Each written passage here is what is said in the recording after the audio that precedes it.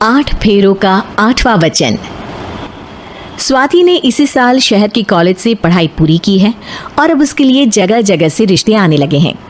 स्वाति से ज्यादा उसके रिश्तेदारों को उसकी शादी की चिंता है, इसीलिए जो भी स्वाति के घर आता वो किसी नए लड़की की खबर जरूर ले आता। अरे दीदी, ये फोटो देख के बताओ कैसा है। राहुल नाम है लड़के का, मेरी सहेली की बहन का बेटा है। अपनी स्वाति के साथ एकदम प्यारी जोड़ी लगेगी इसकी।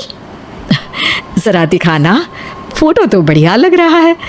कोई गलत आदत वादत तो नहीं है ना इसे? और कमाता कितना है?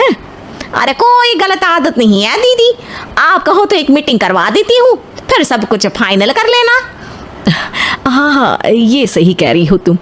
संडे को स्वाति के पापा भी घर पे ही रहेंगे। बुआ फिर वहां से चली जाती है और रात को स्वाति की माँ उससे कहती है, स्वाति बेटा, आज कमला बुआ ने एक लड़के की फोटो दिखाई है। संडे को वो लोग मिलने आ रहे हैं, तैयार हो ना तुम बेटा? अरे मम्मी, आप कहाँ कमला बुआ के चक्कर में आ जाती हो? अभी इतनी जल्दी कोई शादी वादी नहीं करनी है मुझे। अरे बेटा, अच्छा लड़का है, बुआ जानती है उसे अच्छे से। हाँ स्वाति बेटा, एक बार मिल तो लो, बाद में देखेंगे आगे क्या करना है। वैसे तो कमला रिश्ता लाई है तो मना करने का तो कोई सवाल ही नहीं उठता। संडे की सुबह होती है और कमला बुआ राहुल और उसके मम्मी पापा को लेकर स्वाति के घर आती है।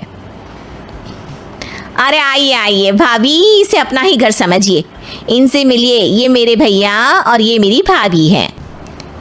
नमस्ते भाभी जी, ये है हमारा लड़का राहुल, सरकारी नौकरी की तैयारी कर रहा है ये। वैसे आपकी बेटी कहाँ है? अरे स्वाति बेटा, बाहर आ जाओ। वैसे कितनी पढ़ाई की है स्वाति ने? जी, पोस्ट ग्रेजुएट है हमारी बेटी साइंस में। ये सब तो ठीक है, पर घर संभालना जानती है या नहीं? हमें कौन सी इससे नौकरी करवानी है, नौकरी तो मेरा बेटा करेगा ही। पर मैंने इतनी पढ़ाई की है और आप चाहती हैं कि मैं घर पर ही बैठी रहूं? अरे स्वाति बेटा, ये बड़ों की बात में तुम कहाँ बोल पड़ी? हम सब देख लेंगे क्या करना है क्या नहीं। हम तो इसी बात में विश्वास करते हैं कि घर के लड़कियां घर में ही रहे तो ज़्यादा अच्छा रहता है। वरना भाई साहब, आप तो आजकल के हाल जानते ही हैं, कितनी घटनाएं होने लगी हैं औरतों के खिलाफ। स्वाति बेटा, रसोई का काम तो पूरा जानती हो ना? शादी के बाद तुम्हें ही संभालना है वो सब। अरे बहुत अच्छा खाना बनाती है ये, आप सब लोग इसकी तारीफ करते नहीं थकेंगे। लो भाई, हो गई मीटिंग, अब शादी की तारीख फाइनल कर लेते हैं, क्यों भैया? भाई, हम तो पंडित जी से चर्चा करने के बाद ही तारीख फाइनल करेंगे। सालों से हम उनकी बातें मानते हुए आ रहे हैं। लड़के वाले और कमला बुआ की बातें सुनकर स्वाति एकदम नाराज हो जाती है और उसे लगने लगता है कि शादी के बाद उसे घर पर ही बैठना पड़ेगा। लेकिन घर वालों के आगे उसकी एक नहीं चलती और उसे शादी के लिए हाँ कहना पड़ता है। शादी का दिन आ जाता है और सब मंडप में जमा होते हैं। अब फेरों का समय हो गया है, अब कन्या अपने वर से 7 वचन मांगेगी। आप किसी धार्मिक आयोजन में जाएं तो मुझे भी ले जाएंगे। आप मेरे माता पिता का भी बराबरी से सम्मान करेंगे, हमेशा मेरा साथ निभाएंगे। आपको दोनों परिवार की जिम्मेदारियां बखूबी निभानी होगी।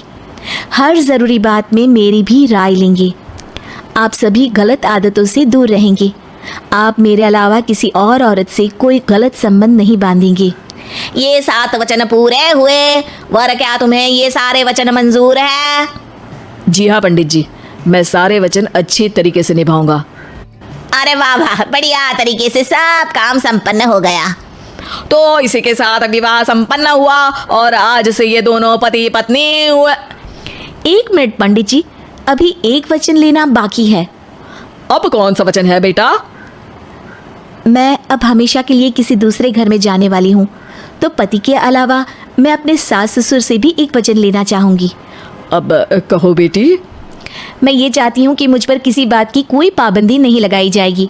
मुझे सब कुछ करने की आज़ादी होगी और मैं भी विश्वास दिलाती हूँ कि मैं एक अच्छी बहू बन के दिखाऊंगी। स्वाति की बात सुनकर उसके सास ससुर एकदम चौंक जाते हैं और कुछ बोल नहीं पाते कि उतने में कमला बुआ बोल पड़ती है।